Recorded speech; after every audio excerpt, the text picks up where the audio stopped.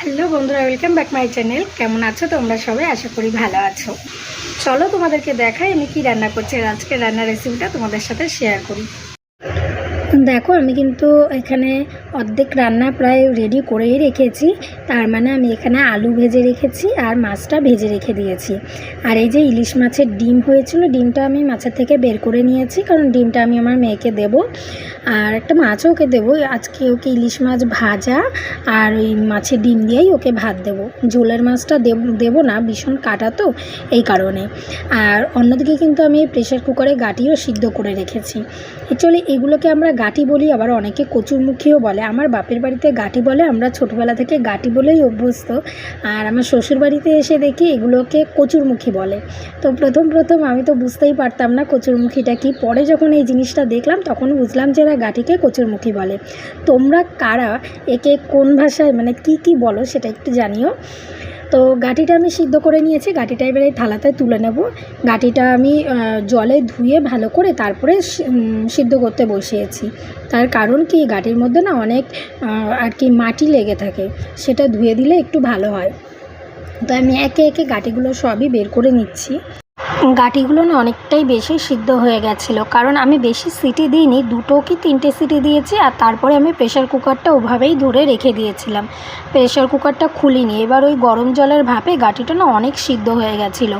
এখন জানি না কেমন হবে। আর তোমাদেরকে তো এত কথা বলেছি, তোমাদের বলতেই ভুলে গেছি আজকে আমি কি রান্না করছি। আমি রান্না করছি গাটি দিয়ে আলু দিয়ে ইলিশ মাছের ঝোল। তো এটা আমি ফার্স্ট টাইম ট্রাই করছি, মানে আমি রান্না করছি ফার্স্ট টাইম। তো দেখি কেমন কি খেতে হয়, জানি না কেমন রান্নাটা হবে, এই আর কি। তো গাটি অনেকে খায় না, অনেকে ওই নাল হয়ে যায়। তো আমার কিন্তু ওই ব্যাপারটা বেশ ভালোই লাগে। তো যাই হোক, গাটিগুলোর খোসাগুলো ছাড়িয়ে নিচ্ছি। আর এদিকে এগুলোকে তারপরে টুকরো করে ভেজে নেব। আর অনেকে না গাটি সিদ্ধ করে না, ওই বললাম যেহেতু নাল ভাবটা হয়ে যায়, এই কারণে। অনেকে এমনি গাটির খোসা ছাড়িয়ে গাটি কেটে, মানে আলু যেমন করে আর কি তরকারির আলু কাটা হয় ওইভাবে কেটে গাটিটাকে ভেজে নেয়। তো ওভাবেও করা যায়, এভাবেও করা যায়, দুভাবেই করা যায়। আমার কাছে এটা বেশি ভালো লাগে আর কি। তো এত গাটি তো মানে ঝোলে আমার এত গাটি লাগবে না, এখান থেকে খানিকটা আমি তুলে রাখবো, গাটির সিদ্ধ দিয়ে আমি ভাত খাবো। আর বাদবাকি গাটিটা মাছের ঝোলে দিয়ে দেবো। তো চলো আগে গাটিগুলোকে ছাড়িয়ে নিই। গাটিগুলো ছাড়ানো কমপ্লিট হয়ে গেছে। এবার আমি গাটিগুলোকে টুকরো করে নেবো একটা ছুরি দিয়ে। ঠিক তরকারির আলু যেভাবে লম্বা করে কাটে ঠিক সেভাবেই কেটে নেব। আর এইভাবে গাটিগুলো কাটতে না একটু প্রবলেম হয়, কারণ ওই যে নাল ভাবটা চলে আসে, তো এর জন্য। তবে যাই হোক, ভালোভাবে গাটিগুলো কাটা গেছে। তো চলো আগে গাটিগুলো কেটে নিই, তারপরে আবার। তো এই অর্ধেক গাটি আমি ঝোলে দেবো, আর এই অর্ধেক আমি সিদ্ধ খাবো। তো কড়াইতে আমার তেলটা গরম কিন্তু অলরেডি আছে, কারণ যে তেলে আমি মাছ আর আলুটা ভেজে নিয়েছি ওই তেলেই আমি গাটিগুলোকে ভেজে নেব। তবে তার আগে আমি একবারে ফোড়নটা দিয়ে নেব।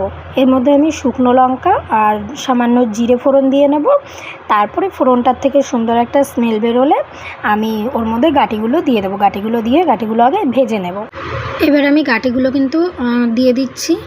গাটিগুলোকে এবার আমি ভেজে নেব। এর মধ্যে আমি লবণ হলুদ ঠিক একটা দেবো না, কারণ আগের থেকে ওই যে মাছটা আর আমি আলুটা ভেজেছিলাম ওর মধ্যে যে লবণ হলুদটা দিয়েছি সেটাই তো এখনও তেলের মধ্যে আছে।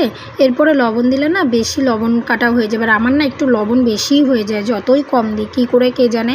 তো এর জন্য আমি আর লবণ হলুদ দিচ্ছি না। তোমরা চাইলে তোমাদের স্বাদ মতন লবণ হলুদ অবশ্যই দিয়ে নিতে পারো। তো আমি এবার হালকা হাতে গাটিগুলোকে একটু নেড়ে ছেড়ে নেব, একটু ভেজে নেব। জাস্ট 10-15 সেকেন্ড নাড়বো, বেশি নাড়বো না, কারণ গাটিটা যেহেতু অনেকটাই সিদ্ধ হয়ে গেছে। তো যাই হোক, আর গ্যাসের ফ্লেমটা কিন্তু একদমই হাইতে রেখে দিতে হবে। আর এর মধ্যে আমি দিয়ে দিলাম 1 চামচ জিরে ধনের গুঁড়ো, 1 চামচ লঙ্কার গুঁড়ো দিয়ে আবার কয়েকটা সেকেন্ড মাত্র নাড়াচাড়া দিয়ে নিলাম। নাড়াচাড়া দেওয়ার পরে এর মধ্যে আমি দিয়ে দেবো এবার ওই যে আগের থেকে ভেজে রাখা যে আলুগুলো রেখেছিলাম, আলুগুলো আমি সরিয়ে রেখেছিলাম তুলে, ওই আলুগুলোই এখন দিয়ে দেবো।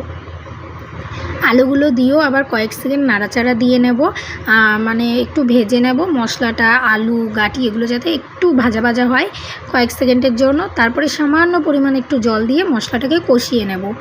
এটাতে বেশিক্ষণ কষানো লাগবে না, যেহেতু এতে খুব বেশি মশলা দেওয়া হয়নি, সামান্য নামমাত্র দেওয়া হয়েছে, সেই কারণে ওরকমই আবার ওই 10-15 সেকেন্ড একটু নাড়াচাড়া দিয়ে তারপরে একেবারে এর মধ্যে বেশ খানিকটা জল দিয়ে নিতে হবে। মানে আপনারা আপনাদের পরিমাণ মতন জলটা দিয়ে নেবেন। আমিও আমার পরিমাণ মতন জল দিয়ে দিয়েছি এখানটায়।